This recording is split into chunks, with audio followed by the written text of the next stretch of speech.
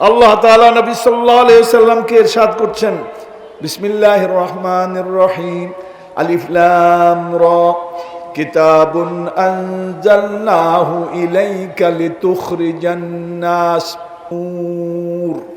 হে রাসূল, আমি তোমার প্রতি কিতাব নাজিল করলাম, এটি সম্মানিত কিতাব। কিতাবুন, এটার মধ্যে তনবিন আছে, তনবিন দুই পেশ।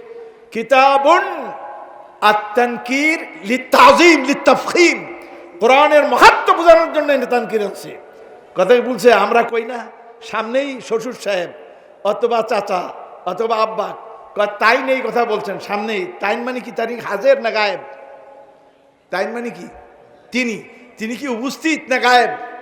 গায়েব। গায়েব করছে কেন? তার সম্মানের কারণে। আপনি এটা বলেন, তাইন বলতেছেন, তিনি বলতেছেন। এটা বাংলাতে ওই কায়দা আছে।